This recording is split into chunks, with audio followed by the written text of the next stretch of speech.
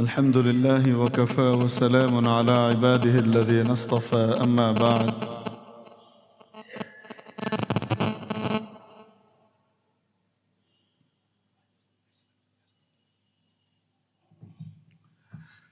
قابل صد احترام حضرات علماء کرام عزیز طلبہ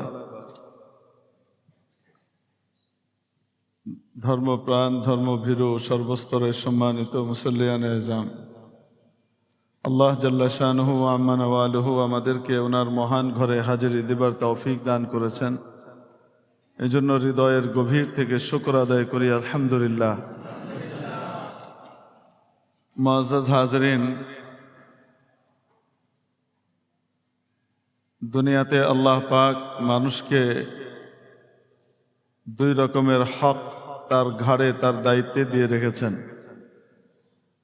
এক হলো নিজের সাথে সম্পৃক্ত হক, আরেক হলো মাখলুকের সাথে সম্পৃক্ত হক।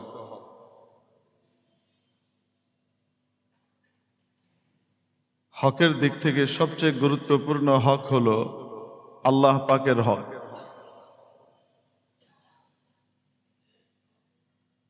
আল্লাহ যত বড়, সমস্ত মাখলুকের তুলনায় তার হকও তত বড়।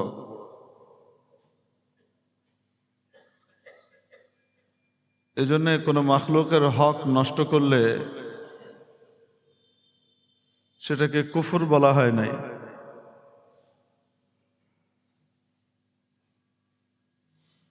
বেশ কিছু ক্ষেত্রে, বিশেষ কিছু জায়গাতে ইমানদারের ক্ষেত্রে বলা হয়েছে তার হক নষ্ট করলে সেক্ষেত্রে সেটা কুফরের কাজ। কিন্তু ঈমান আনার পরে সবচেয়ে প্রথম যে জিম্মাদারি মানুষের উপরে আসে সেটি হলো নামাজ। এই নামাজ যদি কেউ ইচ্ছাকৃতভাবে ছেড়ে দেয়, রাসূল পাক সাল্লাল্লাহু আলাইহি ওয়াসাল্লাম বলছেন ফাকাদ কাফার, সে কুফরই করল। অনেক সময় এমন হয় যে আমাদের আলোচনার মধ্যে বিশেষ একটা দিক থেকে বান্দার হকের গুরুত্ব বেশি হওয়ার কারণে আল্লাহর হকের গুরুত্বটা নিচে নেমে যায়। যথাযথভাবে আল্লাহর হকের গুরুত্বের আলোচনাটা হয় না, আলোচনাটা শুধু বান্দার হকের গুরুত্বেরটা হয়।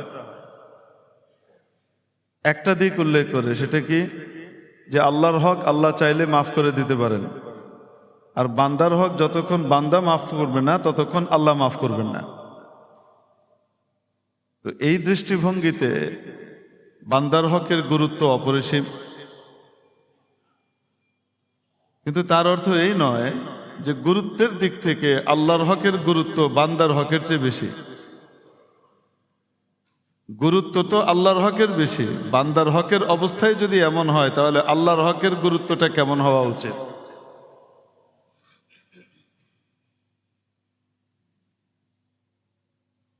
সর্বপ্রথম হক আল্লাহ তাআলার, যে উনি এক, অদ্বিতীয়, অকল্পনীয়, আল আহাদ, আল ওয়াহিদ, আল আওহাদ। আল্লাহ পাকের একত্ববাদের স্বীকৃতি দেয়া। সর্বদিক থেকে আল্লাহ পাক এক, অদ্বিতীয়, অকল্পনীয়। লা শারীকা লাহ, তার সাথে কাউকে শরীক করা যাবে না। ঈমানের পরপরই দ্বিতীয় হক যেটা আসে, এখানে তাওহীদ ফিল উলুহিয়্যা, তাওহীদ ফিল রুবুবিয়্যা, সবগুলো বিষয় শামিল। উপাস্য হওয়ার দিক থেকে একমাত্র ইলাহ আল্লাহ, পালনকর্তার দিক থেকে একমাত্র পালনকর্তা আল্লাহ। এমন পালনকর্তা যিনি জীবনের সূচনা লগ্ন থেকে শুরু করে একেবারে অন্তিম মুহূর্ত পর্যন্ত যাবতীয় বস্তুকে যথাসময়ে সরবরাহ করেন, তাকে বলে রব। এরকম রব আল্লাহ ছাড়া আর কেউ নাই। এমনি সাময়িক, আপেক্ষিক লালন পালনকারী বাবা মা থাকেন, চাচা থাকেন, মুরব্বীরা থাকেন,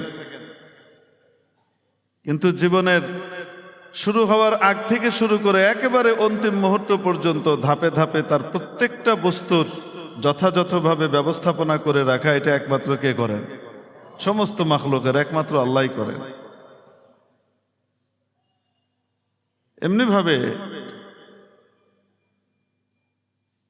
আল্লাহ পাকই একমাত্র উপাস্য, আল্লাহ পাকই একমাত্র লালন পালন করেন। অতএব জীবনের প্রতিটা ক্ষেত্রেই, সেটা ব্যক্তিগত হোক, পারিবারিক হোক, সামাজিক হোক, রাষ্ট্রীয় হোক, সর্বক্ষেত্রেই আল্লাহ তাআলার বিধানই একমাত্র প্রযোজ্য। এই ইয়াকিন আর বিশ্বাস রাখার নাম হলো ঈমান।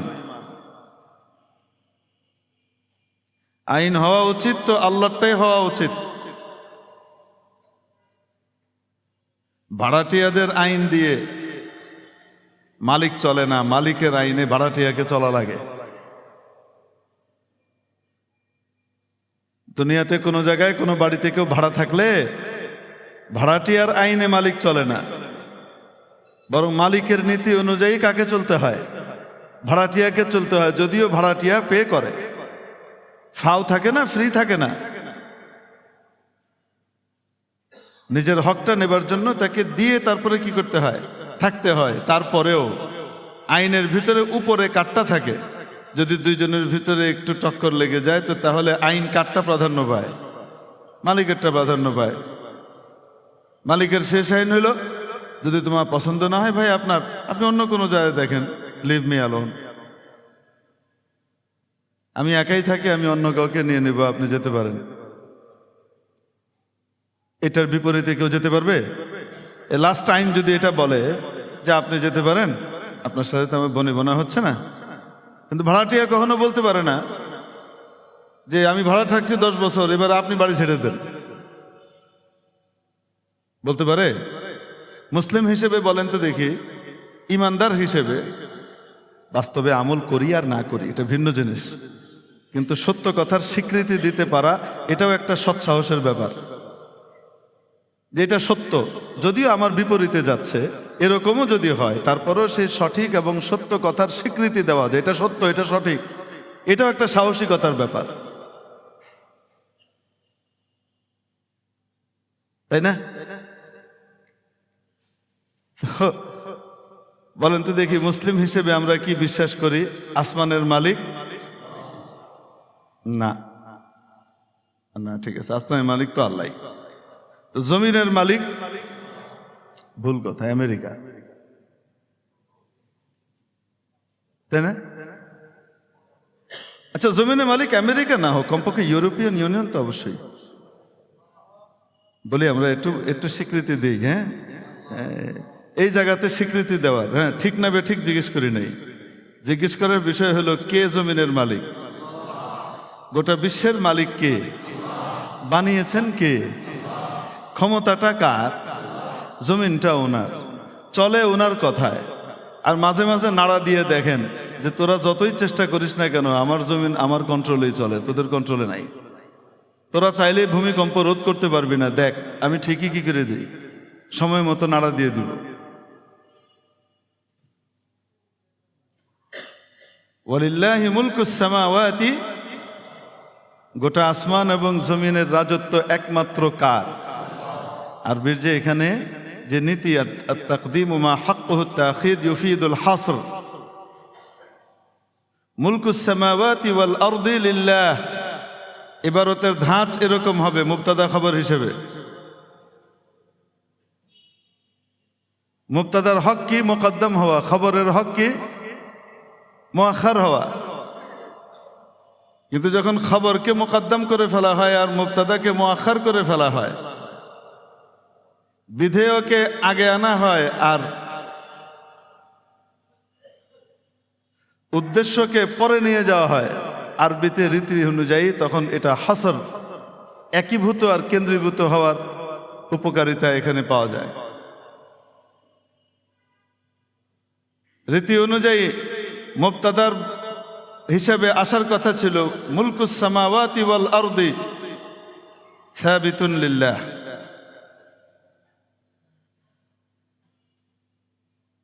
গোটা আসমান সমূহ এবং জমিনের রাজত্ব আল্লাহর। কিন্তু এইভাবে বলা হয় না, লিল্লাহ যেটা পরে আসার কথা ওটাকে আগে নিয়ে আসা হয়েছে। লিল্লাহি মুলকুস সামাওয়াতি ওয়াল আরদ, গোটা আসমান জমিনের রাজত্ব একমাত্র আল্লাহর। এই একমাত্র শব্দটা কোত্থেকে পেলাম? ইলমুল বালাগা থেকে পেয়েছেন, ইলমুল নাহুর উসুল থেকে পেয়েছেন। এই জন্য নেটে কিছুক্ষণ আরবি পড়ে, ওই যে শর্টকাট আরবি আসে মাঝে মাঝে, 29 দিনে আরবি ভাষাবিদ বানায় দিবে, শ্রীপুরের বড়ির মতো আর কি। তো এগুলো কিছুক্ষণ পড়ে আমরা তখন ওই যে আলেম ওলামাকে কাঁচকলা দেখাইতে থাকি, কম জানি নাকি। আরে ভাই, আপনি আরো আগান, আমরা তো চাই আপনি কোরআনের ভাষার দিকে আরো আগান, আরো আগান, আরো আগান। কিন্তু 29 দিন 30 দিন আর 3 মাসের কোর্সে কখনোই যে ব্যক্তি 14 বছর ধরে আরবি পড়তেছে তার সমকক্ষ যে আমি হতে পারবো না, এতটুকু এলেমটাও তো থাকা দরকার। শুধু কি আরবি শব্দ আর অর্থ শিখায়? এটার ভিতরে কত মারপ্যাচ আছে। এই যে একটা তর্জমা করলাম শুধু একমাত্র আল্লাহর, এই একমাত্র শব্দটা কোত্থেকে আছে? এটা তো শব্দের অর্থের ভিতরে নাই, এটা কোত্থেকে আসলো? এটা আরবদের যে বালাগাত এবং অলংকার শাস্ত্র আছে সেটার ধাঁচ থেকে বের হয়েছে।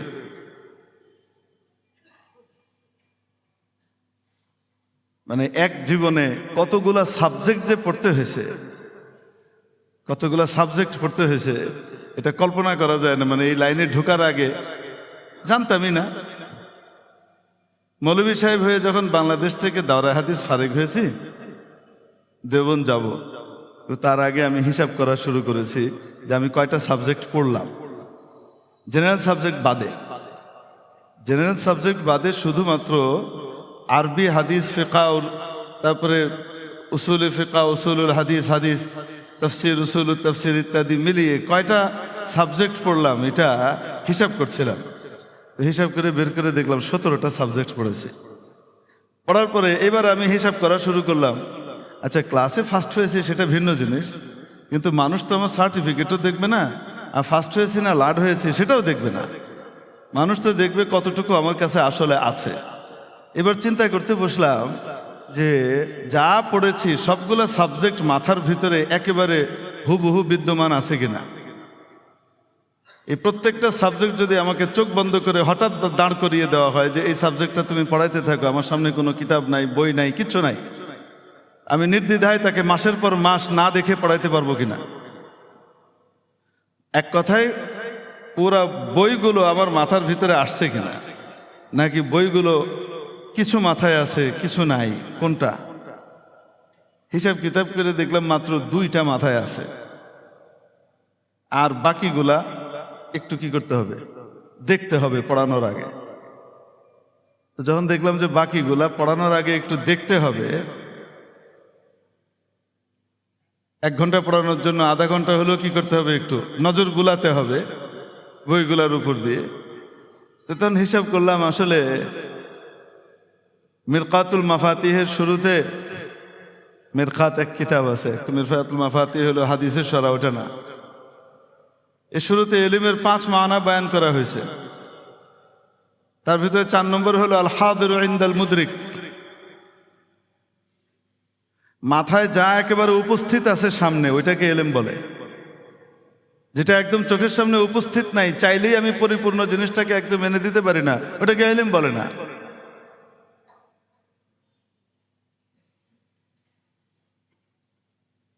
তো ইলমের 5 মানার 5 অর্থের এক অর্থ এটা। হিসাব কিতাব করতে গিয়ে দেখলাম যে মোটামুটি 17টা সাবজেক্ট পড়েছে। দেওবন্দে গিয়ে আরো কিছু পড়তে হয়েছে। এমনিতে আমরা মনে করি, আমার এক আত্মীয়র সাথে এই ঘটনা ঘটেছে, আমার সাথে অন্য ভাষায় ঘটেছে। জিজ্ঞেস করতেছে তুমি কি পড়ো? এই পড়তেছি। কত বছর পড়লাম মাদ্রাসায়?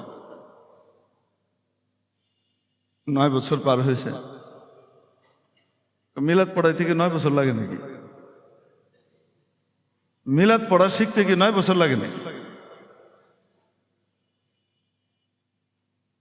মানে আপনি চিন্তা করে দেখেন, আমরা দুনিয়ার ব্যাপারে কত সচেতন, কত অ্যাডভান্স, আর আসল জীবন আখিরাতের জীবনের ব্যাপারে কতটা আমরা গুহাযুগে বাস করতেছি। কতটা ব্যাকডেটেড আমরা, আমাদের খবরই নাই।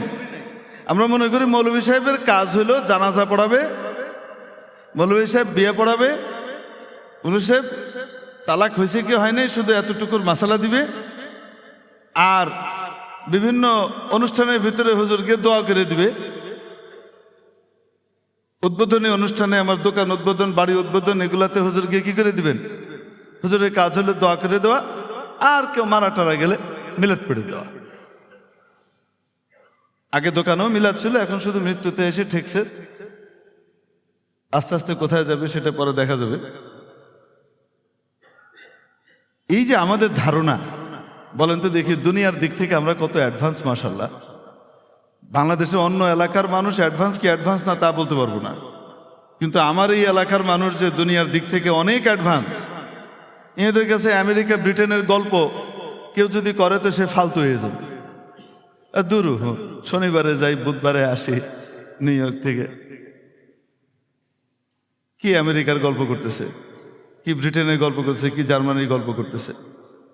আল্লাহ পাক দুনিয়ার দিক থেকে এক একজনকে এত আগায় থুয়ে দিছে, কিন্তু আখিরাতের দিক থেকে, আমার আসল জীবনের দিক থেকে আসলে আমি কতটুকু আগানো একটু চিন্তা করে দেখেন। আমি এইটাই জানি না, যারা আলেম হন, ওলামা হন, যারা ইসলামী বিষয়ে পাণ্ডিত্য অর্জন করেন, তারা কয়টা সাবজেক্ট তাদেরকে পড়তে হয় আমি এতটুকুও জানি না। কতগুলা সাবজেক্ট পড়তে হয় এতটুকু আমার কি নাই, জানা নাই। কিন্তু আপনি যে কোনো মাদ্রাসার ছাত্রকে জিজ্ঞেস করেন, আপনার জ্ঞান সম্পর্কে তার মোটামুটি ভালো নলেজ আছে, সে বলে দিতে পারবে যে 8 পর্যন্ত একটা ধাঁচে থাকে, তারপরে কমন থাকে, তারপরে গিয়ে 3 ভাগে ভাগ হয়ে যায়, 3 সাবজেক্টে চলে যায়, যে যেদিকে যায়, তারপরে সেগুলোর ভিতরে আবার ভাগ আছে। মৌলিকভাবে 3 সাবজেক্টে ভাগ হয়ে যায়, সায়েন্স, কমার্স, আর্টস। এতটুকু কিন্তু মাদ্রাসার ছাত্র বলে দিতে পারবে, মৌলিক বিষয়গুলো বলে দিতে পারবে। কিন্তু আমাদের অনেকেই বলতে পারবে না যে একজন আলেম হওয়ার জন্য তাকে কি কি পড়াশোনা করা লাগে, কতগুলো পড়া লাগে, এর কল্পনাই করতে পারবে না।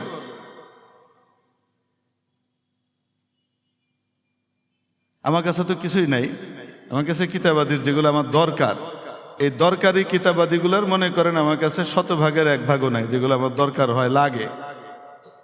তারপরেও সেটা আমার বাড়িতে 10 আলমারির উপরে ছাড়ানো আছে। সেই আলমারিগুলো মানে এরকম ফাঁক ফাঁকওয়ালা তাক না, কিতাবের মাপে তাক বানানো হয়েছে অর্ডার দিয়ে।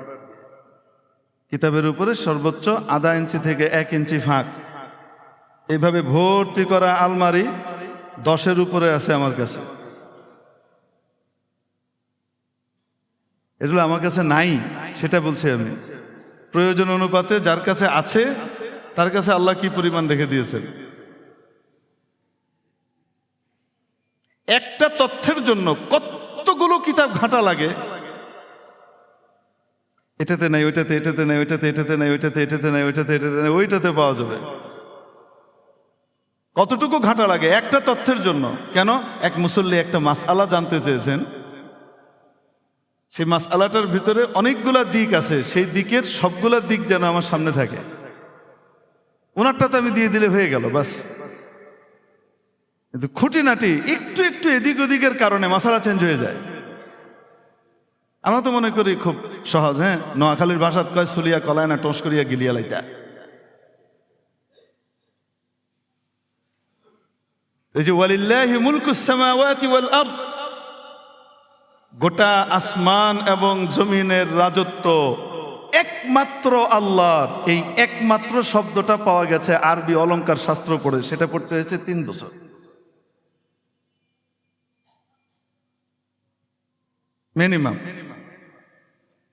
মিনিমাম 3 বছর পড়তে হয়েছে। একদম ন্যূনতম দুরুসুল বালাগা, তারপরে গিয়ে মুখতাসারুল মাআনি 2 বছর, আর যদি কারো তৌফিকে আরেকটু হয় আল বালাগাতুল ওয়াজিহাও পড়ছে, আরো কিছু পড়ছে, না এটা ওইটা অনেক কিছু পড়েছে। মিনিমাম এটা, এই একমাত্র শব্দটা ওইখান থেকে বের হলো। আসমান জমিনের রাজত্বটা একমাত্র কার?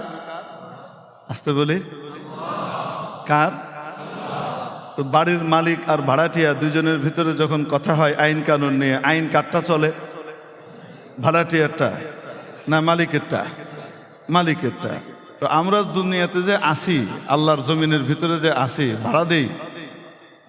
ভাড়া দেই, এই জমিনের উপরে যে অক্সিজেন দৌড়ায় আর অক্সিজেন নেই, এই অক্সিজেন নেওয়ার জন্য কয় টাকা পে করছে আল্লাহর খাজানায়। আল্লাহ যদি সিস্টেম করে দিতেন অক্সিজেন পেতে হলে 1 সপ্তাহের অক্সিজেন হলো মসজিদে গিয়ে কমপক্ষে 1000 টাকা দিয়ে আসা। আমার ঘরে গিয়ে 1000 টাকা যে জমা দিবে সে অক্সিজেন 1 সপ্তাহ ফ্রি পাবে। এরকম একটা আইন যদি আল্লাহ পাক করে দিতেন। আর ভাই হসপিটালে যান না, 1 ঘন্টা অক্সিজেনের জন্য 200 টাকা প্লাস মাইনাস। 1 ঘন্টা অক্সিজেনে কয় টাকা? 200 টাকা। তো 24 ঘন্টায় কয়শো টাকা? 4800 টাকা। 4800 টাকা 24 ঘন্টায় একদিনে। তো 1 সপ্তাহে কত? 5 7 35, কমপক্ষে 30,000 টাকা কনসেশন করে যদি দিয়ে দেয়। আল্লাহ পাক যদি এরকম উসুল করে দিতেন, নিয়ম করে দিতেন, আমার জমিনে আমার ফ্রি অক্সিজেন নিতে হলে এত টাকা করে দেওয়া লাগবে, দেন, আমরা দেই। আল্লাহ যে আমাদেরকে কলিজা দিয়ে রেখেছেন, হার্ট দিয়ে রেখেছেন, কিডনি দিয়ে রেখেছেন। কিডনি একটা কিনতে গেলে টের পাওয়া যায় কয় টাকা লাগে কিডনি কিনতে। কিডনি একটা বিকল হলে যখন ডাক্তার বলে ট্রান্সপ্লান্ট করতে হবে, ইনস্টলেশন ফি মনে করেন একদম ফ্রি করে দেওয়া হলো, তারপরেও একটা কিডনি কিনতে হলেও তো পয়সা লাগে না? হ্যাঁ, একজন ফোন করেছে তার চোখের কর্নিয়া এনেছে বাচ্চার জন্য। হ্যাঁ, এরকম কর্নিয়া আনানো হয়েছে অমুক জায়গা থেকে এত টাকা দিয়ে, 2,70,000 টাকা দিয়ে নেপাল থেকে আনানো হয়েছে। হুজুর এখন এটা ইনস্টল করতে হবে, এটার জন্য আপনি আমাকে এত টাকা পাঠান। আমি শেষে বললাম কোথায়? হচ্ছে জাতীয় চক্ষু বিজ্ঞান ইনস্টিটিউটে। বললাম ঠিক আছে, আমি তো এই মুহূর্তে আপনাকে টাকা দেওয়ার মতো ক্ষমতা আমার কাছে নাই, আমি সেটা দিতে পারবো না। তো আপনি আমাকে বলেন কোন ডাক্তার সাহেবের আন্ডারে আছে আর কি কি হবে। ওখানকার ডাক্তার সাহেবদের সাথে আমার একটা ভালো পরিচয় আছে। তো আমি ওখানে আপনার জন্য কি কি জিনিস ফ্রি করা যায়, কনসেশন করানো যায়, এতটুকু হেল্প আমি আপনার জন্য কি করতে পারবো, আশা করি করতে পারবো। আপনি আমাকে দেন। না, আপনি আমাকে টাকাই দেন। ওখানকার ডাক্তাররা কারো কথা শুনে না। আমি বললাম কারো কথা না শুনলে আমার কথাও শুনবে। আপনি ওই লোকের কাছেই ফোন করছেন, একটু হলেও শুনবে, পুরোটুকু না পার, একটু হলেও শুনবে। আপনি বলেন। কোনোভাবেই আমি ওনার কাছ থেকে এই তথ্যটা বাইর করাইতে পারলাম না। তার মানে কি, শেষে আমি কয়েকদিন যাবার পরে, কয়েকদিনের কথাবার্তার পরের কথা হলো এটা।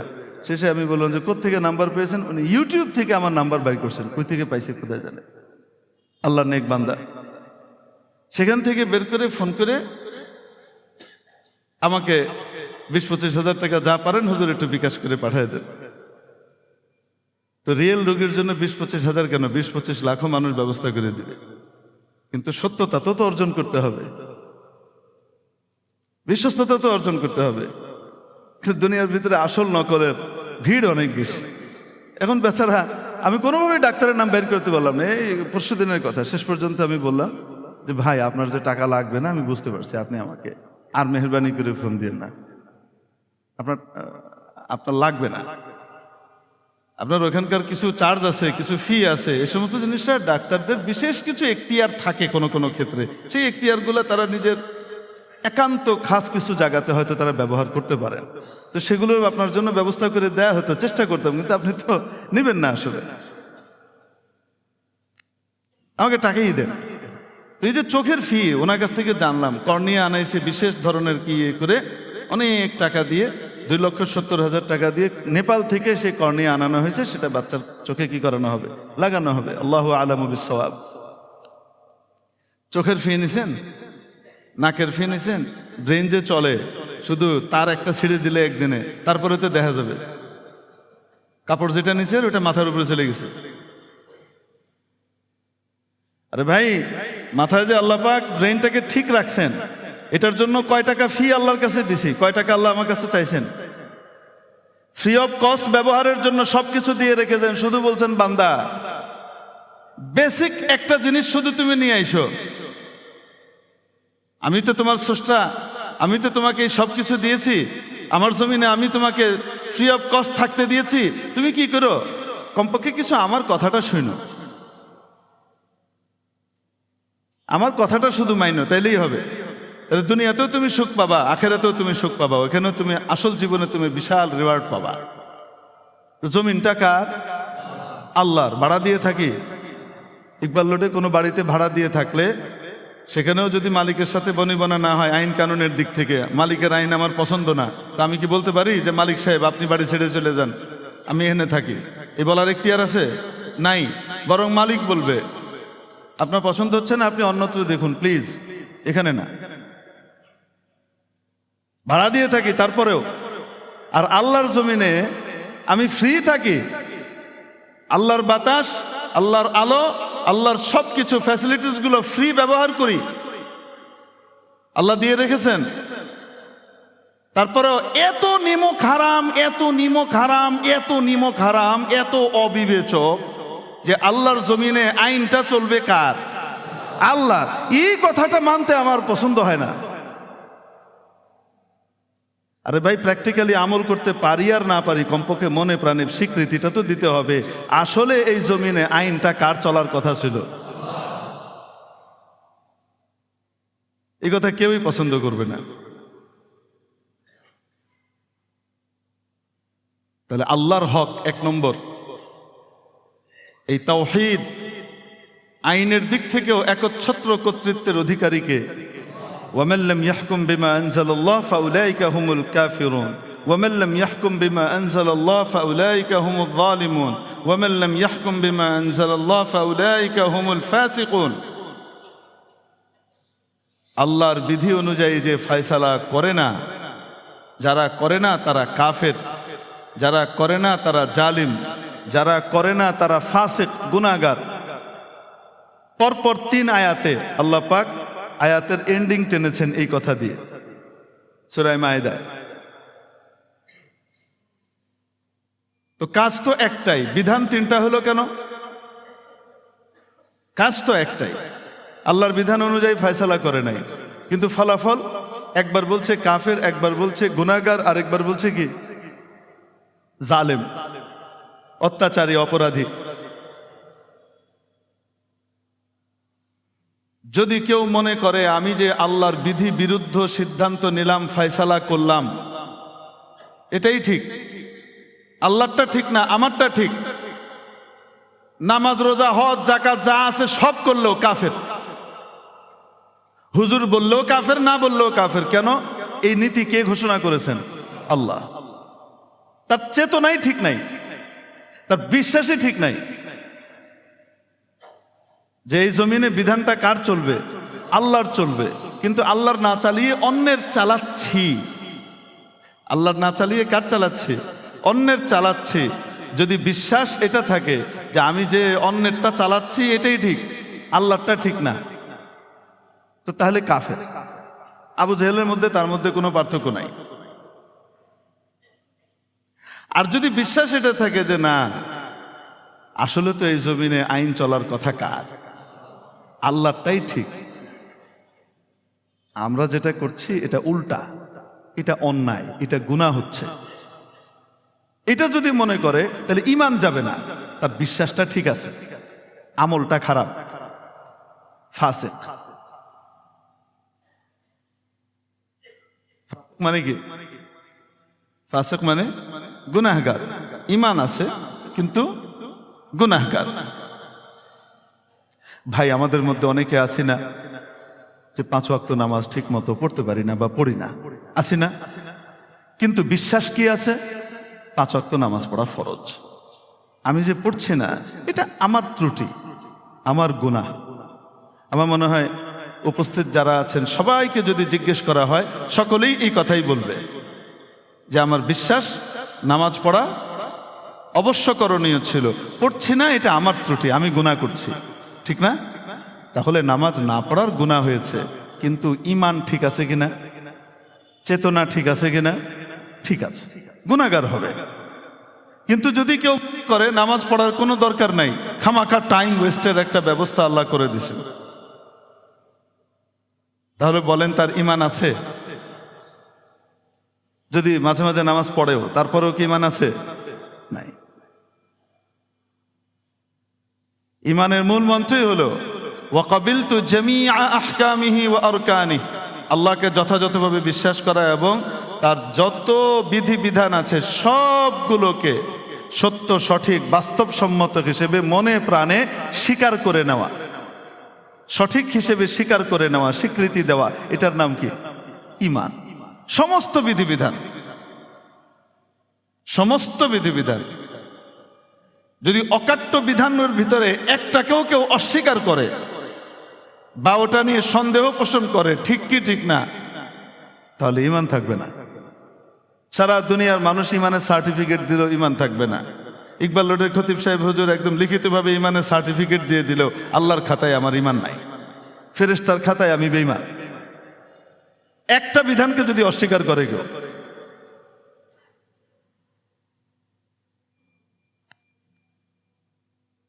কিন্তু যদি স্বীকার করে আর আমলে ত্রুটি করে, গুনাহগার হবে, ঈমান যাবে না, ঈমান থাকবে।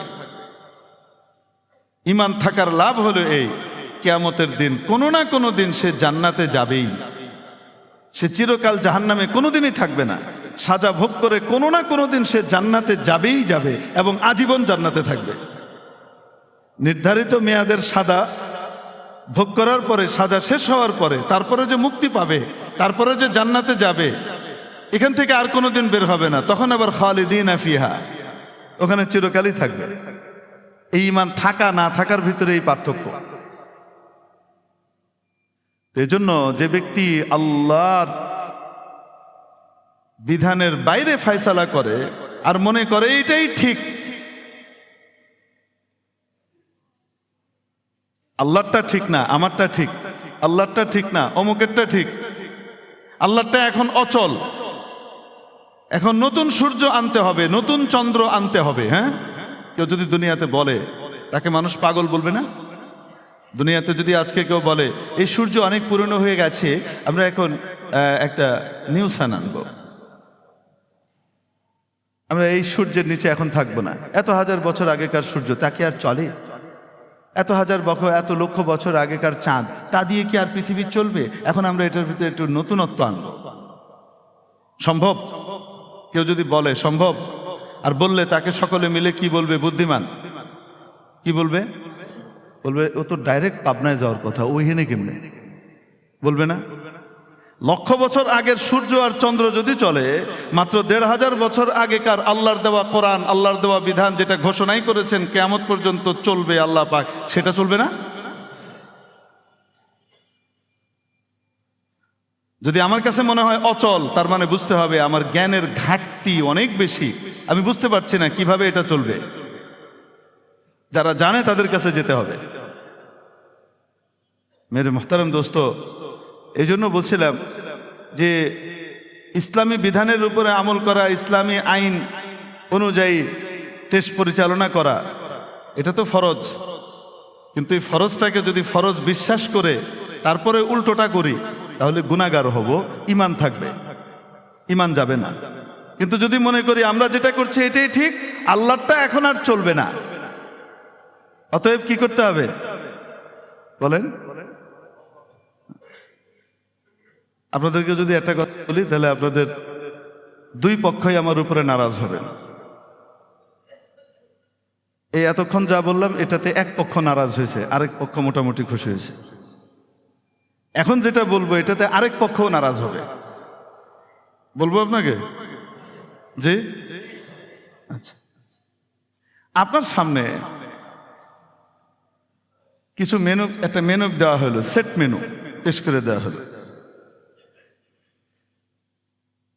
কাচ্চি বিরিয়ানি দেওয়া আছে, সুন্দর খাসির সরিষার তেল দিয়ে বানানো তেহারিও দেওয়া আছে, গাঞ্জাও দেওয়া আছে, মদও দেওয়া আছে,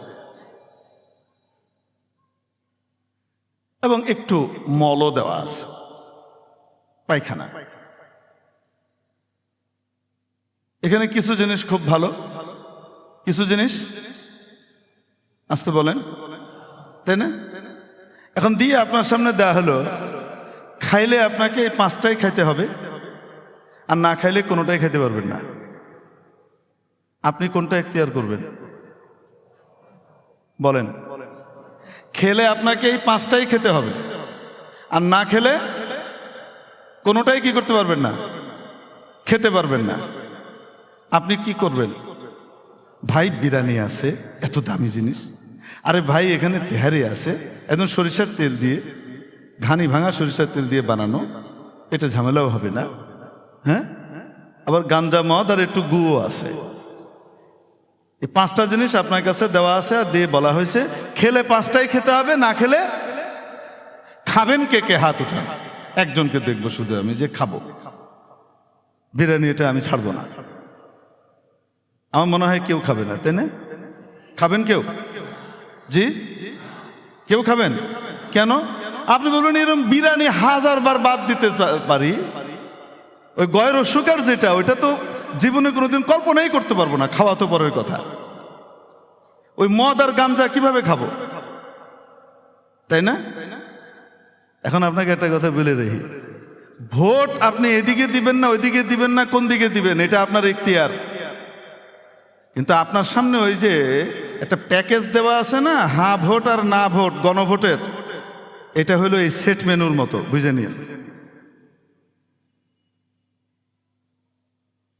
এই যে গণভোটের নামে যে জিনিসটা আলী রিয়াজ সাহেবরা রেডি করে আপনার আমার সামনে মার্কিন সিস্টেমে যেটা পেশ করে দিছে না, এটার ভিতরে কিছু আছে কাচ্চি বিরিয়ানি, কিছু আছে তেহারি, কিছু আছে মদ গাঞ্জা আর গু।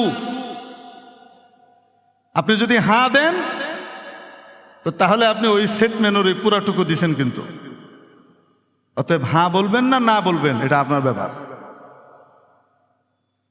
ভোট কোন দিকে দিবেন না দিবেন এটা আপনার ব্যাপার।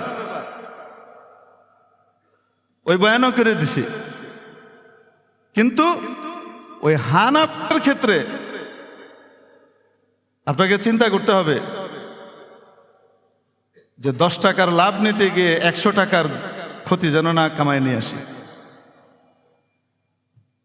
এই জন্য একটু ভালো করে তেলাওয়াত করে নিয়েন, ওইটার ভিতরে কি আছে। আমি আল্লাহর রহমতে তেলাওয়াত করছি, কোরআন শরীফ পড়াকে তেলাওয়াত বলে। আমি একদম তেলাওয়াতের মতো করে মেহনত করে মোতালা করে তেলাওয়াত করছি। ওইটার ভিতরে যতটুকু পাইছি এগুলা, এটার ভিতরে কিছু আছে গাঞ্জা, কিছু আছে মদ, কিছু আছে গু। এই মার্কা জিনিসগুলো সব একসাথে সেট করে দিয়ে দেওয়া হয়েছে। ও বাঙালি জাতি, আবেগের বশে সব হাঁ করে দাও। কেন? না হলে তো জুলাই চেতনা মরে যাবে। জুলাই চেতনা কি গু গোবরের জন্য করা হয়েছিল?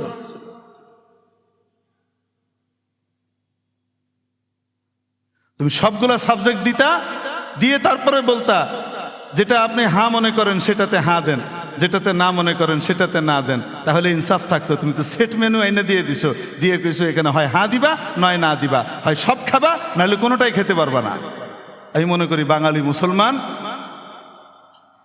তারা আর যাই করুক না কেন, কুফুরি তাগতি বাজে নোংরা গু আর মলমূত্র তারা কখনোই কি করবে না, গ্রহণ করবে না।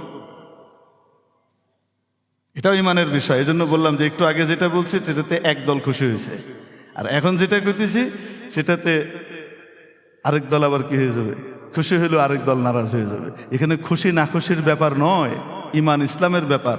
আপনার দেশ স্বাধীনতা, সার্বভৌমত্ব এবং আপনার ইমান থাকবে কি থাকবে না, ইসলাম থাকবে কি থাকবে না, ইসলামী কালচার সংস্কৃতি আপনি পছন্দ করেন কি করেন না, আপনার মেয়েটা শালীন পোশাকে চলুক, আপনার বাড়িতে আপনার ভবিষ্যৎ প্রজন্ম শালীনতার সাথে বেড়ে উঠুক, আপনি চান কি চান না, এটার উপরে নির্ভর করে। আল্লাহ পাক আমাদেরকে বুঝবার তৌফিক দান করে। তো বলছিলাম আল্লাহর হক সবার আগে, তারপরে কার হক? বান্দার হক। বান্দার হকও তুচ্ছ করার মতো নয়, এত গুরুত্বপূর্ণ, এত গুরুত্বপূর্ণ যে আল্লাহ পাকও তার হক মাফ করবেন না যতক্ষণ বান্দা মাফ না করে। এই জন্য রাসূল পাক সাল্লাল্লাহু আলাইহি সাল্লাম কোনো জানাজার সামনে আসলে জিজ্ঞেস করতেন, ভাই তার কি ঋণ আছে? যদি বলতো ইয়া রাসূলুল্লাহ জি তার ঘাড়ে ঋণ আছে, তখন বলতেন তোমরা কেউ জানাজা পড়াও, আমি পড়াবো না। তোমরা কেউ পড়াও, আমি পড়াবো না। এটার ভিতরে দুইটা জিনিস থাকতো। একটা হলো এই যে ঋণ করে সেটা পরিশোধ করার ব্যাপারে যত্নবান না হওয়া, এটা বড় খতরনাক বিষয়। কিয়ামতের দিনে ঋণ পরিশোধ করতে হবে, অতএব সাবধান থাকো। 2, নবীজি চাইতেন কিয়ামতে যেন এ আর আটকা না পড়ে, যখনই নবীজি বলবেন যে আমি পড়াবো না, তোমরা কেউ পড়াও, তখন স্বাভাবিকভাবেই তার আত্মীয় স্বজন এবং তার বন্ধু বান্ধব আশপাশের যারা আছে তারা যত্নবান হয়ে বলবে ঠিকঠাক করে, ইয়া রাসূলুল্লাহ তার ঋণের দায়িত্ব আমাদের, আমরা কি করে দেব, আদায় করে দেবো ইয়া রাসূলুল্লাহ, জিম্মাদারি নিচ্ছে। জিম্মাদারি নিচ্ছ? জি ঠিক আছে, পড়াইলাম। তো তাকে হেল্প করা যেন তার ভবিষ্যৎ বংশধররা যেন এই ঋণের চাপে জর্জরিত না হয়, এটা থেকে যেন মুক্তি পেয়ে যায়। টাকা পয়সার ঋণ আর ধার যেমন হক, মনে রাখবেন আমার আপনার কাছে ইমানের হক সবচেয়ে বড় হক। আল্লাহ আমাকে আপনাকে সবচেয়ে বড় দৌলত ইমান নসিব করেছেন। পৃথিবীর অনেককেই ইমান নসিব করেন নাই। আল্লাহ ধন দৌলত, টাকা পয়সা, রাজত্ব ফেরাউনকেও দিয়েছেন, সাদ্দাতকেও দিয়েছেন, নমরুদকেও দিয়েছেন, ক্ষমতা হামানকেও দিয়েছেন, আবু জেহেলকে, আবু লাহাব, উতবা, সাইবাকেও দিয়েছেন। দুনিয়ার এই বিষয়গুলো আল্লাহ তার দুশ্মনকেও দিয়েছেন, আবার কখনো কখনো তার দোস্তদেরকেও দিয়েছেন। হযরত সুলাইমানকে দিয়েছেন, হযরত আইয়ুব আলাইহিস সালামকে দিয়েছেন, নবীজিকে দিয়েছেন,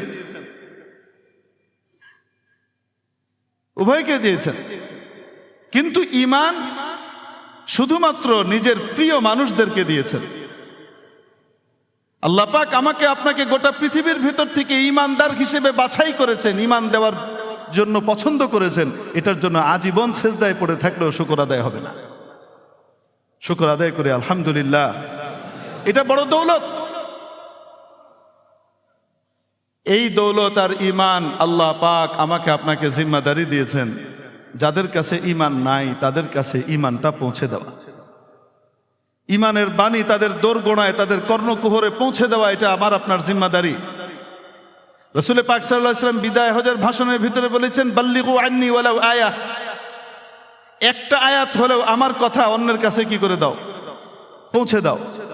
তুমি যদি একটা কথাও আমার জানো আর সেই কথাটাই তুমি অন্য পর্যন্ত কি করে দাও, যে জানে না তার কাছে তুমি পৌঁছিয়ে দাও। এই জিম্মাদারি আমার আপনার আছে না নাই? নবীদেরকে আল্লাহ এই জিম্মাদারি দিয়ে পাঠিয়েছিলেন। সেই জিম্মাদারির ভাগ আল্লাহ পাক আখেরি নবী হওয়ার কারণে নবীজি সাল্লাল্লাহু আলাইহি সাল্লামের বরকতে এই উম্মতকে দান করে ধন্য করেছেন। এটা আমার আপনার দায়িত্ব। কাল কিয়ামতের ময়দানে আমরা সব ইমানদাররা ভালো করে নিজে আমল করলাম, নামাজ পড়লাম, রোজা রাখলাম, হজ করলাম, খুব ইসলামী পরিবেশে সব কিছুতে থাকলাম, কিন্তু অন্যদেরকে ইমানদার বানাবার জন্য মেহনতও করি নাই, তাদের কাছে জান্নাত জাহান্নামের বিষয়টা পরিষ্কারও করি নাই। এরকম যদি হয় কিয়ামতের দিন ওরা আমাদেরকে পাকড়াও করতে পারে। আমেরিকায় এক জামাত গিয়েছিল তবলিগের, সেখানে তালিমের ভিতরে এক লোককে, এক নিগ্রো আমেরিকান ভদ্রলোককে দাওয়াত দিয়ে নিয়ে এসেছে। তো তালিমের হালকায় বসে তার দিল গলে গেছে এবং সে মুসলমান হয়ে গেছে। মুসলমান হওয়ার পরে সে কাঁদছে। কাঁদার পর অন্য সাথীরা বলছে, আপনি কি কাঁদছেন, এটার কারণে আপনার কোনো আক্ষেপ আর আফসোস হচ্ছে এরকম কিছু? বলছে না, দেখো আমরা যা কিছু আবিষ্কার করেছি, যাই তৈরি করেছি, আমরা পৃথিবীর কোনায় কোনায় সেগুলোকে পৌঁছে দিয়েছি, সেই ফ্যাসিলিটিসগুলো। আর তোমাদের কাছে আল্লাহ পাক যে নিয়ামতটা দান করেছিলেন সেটা হলো চিরস্থায়ী জীবনের বাঁচা মরার বিষয়, ধ্বংস আর মুক্তির বিষয়। এটা আল্লাহ তোমাদেরকে দিয়েছিলেন, সবচেয়ে দামি জিনিস তোমাদেরকে আল্লাহ দিয়েছিলেন। তোমরা এটা আমাদের কাছে যথাসময়ে পৌঁছাও নাই, এটার ব্যাপারে তোমরা এত ঢিলামি করলা। আমার আব্বা আম্মা দুইজন কানা তাইয়িবাল কলব, তারা আমার চাইতেও অনেক বেশি কি ছিল। আর কথার যে আরবি তর্জমা সেটা হলো আমার চাইতে অনেক ভালো মনের অধিকারী ছিলেন। যদি তাদের কাছে এই ইসলামটা রাখা হতো তারা এতদিনে জান্নাতে থাকতেন। আমার আব্বা আম্মা তো মাত্র কয়েকদিন আগে মারা গেছে, তোমরা এত দেরি করে আসছো, কিয়ামতের দিন আমি তোমাদের জাতিকে আল্লাহর সামনে দাঁড় করাবো। এই আল্লাহ এদের কাছে আপনি ঈমানের দৌলত দিয়েছিলেন, কিন্তু তারা আমাদের কাছে এটা পৌঁছায় নাই। এটা বান্দার হক। আল্লাহ পাক আমাদেরকে এই হকটা আদায় করার তৌফিক দান করেন। যে যেভাবে এই হক আদায় করতেছে, সেটা দাওয়াত ও তাবলীগের মাধ্যমে হোক, বা তালিম তরবিয়তের মাধ্যমে হোক, বা তাজকিয়ার মাধ্যমে হোক, বা অনলাইনের মাধ্যমে হোক, অফলাইনে হোক, যেভাবেই হোক না কেন, যারাই এই খেদমতটা আঞ্জাম দিচ্ছে তারা কিছুটা হলেও দায়িত্ব পালন করছে। আল্লাহ পাক তাদের এই দায়িত্বকে আরো ভালো করে পালন করবার তৌফিক দান করেন, আমাদেরকে সহায়ক হওয়ার তৌফিক দান করেন বিরোধিতার পরিবর্তে। ইরানের এক বড় আলিম আমাদের মসজিদে আজকে তাশরিফ এনেছেন। উনি অনেক বড় লেখক এবং ইসলামবেত্তা, বড় আলেম, বাংলাদেশের তবলিগে এসেছেন। একটু আগে আমার সাথে দেখা হয়েছে। তো আমাদের এখানকার প্রোটোকল কিছু সিস্টেম আছে, না হলে হয়তো আমি ওনাকে দিয়ে বয়ান করাতাম। ইনশাল্লাহ মাগরিবের পরে উনি বয়ান করবেন, আমরা যারা পারি ওনার বয়ানে কি হওয়ার চেষ্টা করি, শরীক হওয়ার চেষ্টা করবো। হ্যাঁ, আল্লাহ তৌফিক দান করে। দাওয়াত ও তবলিগের মেহনত, তবলিগ দিন পৌঁছানো, সেটা এই সিস্টেমে হোক, ওই সিস্টেমে হোক, যেভাবেই হোক, এটা আমার আপনার সকলের দায়িত্ব। আল্লাহ পাক আমাদের কামলে তৌফিক দান করেন, বান্দার হক আল্লাহর হক আদায় করবার তৌফিক দান করেন। ওমা আলাইনা ইল্লাল বালাগ। 4 রাকাত ক্বাবলাল জুমআহ সুন্নাত পড়ে নেই।